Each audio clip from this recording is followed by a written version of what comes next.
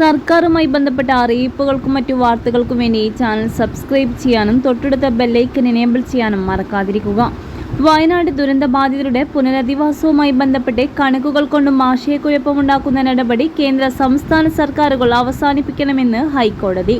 ചൂരൽമല മുണ്ടക്കൈ ദുരന്തബാധിതരുടെ പുനരധിവാസത്തിനായി സംസ്ഥാന ദുരന്ത പ്രതികരണ നിധിയിൽ നിന്ന് എത്ര തുക ചെലവഴിക്കാനാകുമെന്ന് സംസ്ഥാന സർക്കാരും എത്ര രൂപ അനുവദിച്ചിട്ടുണ്ടെന്ന് കേന്ദ്ര സർക്കാരും ശനിയാഴ്ച വ്യക്തമായി അറിയിക്കണമെന്നും justice A.K. Jayashankar Nambiar, justice C.P. Muhammad Niyas എന്നിവരടങ്ങുന്ന ഡിവിഷണൽ ബെഞ്ച് കർശന നിർദ്ദേശം നൽകി.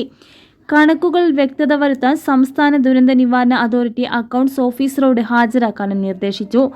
അടിയന്തര സഹായമായി ദേശീയ ദുരന്ത നിവാരണ ഫണ്ടിൽ നിന്ന് 157.467 കോടി രൂപ നൽകാൻ തീരുമാനിച്ചെന്നാണ് കേന്ദ്രം അറിയിച്ചത്. എന്നാൽ ഈ തുക വിനിയോഗിക്കുന്നതിന് സാങ്കേതിക തടസ്സമുള്ളതായി സംസ്ഥാന സർക്കാർ ചൂണ്ടിക്കാട്ടി.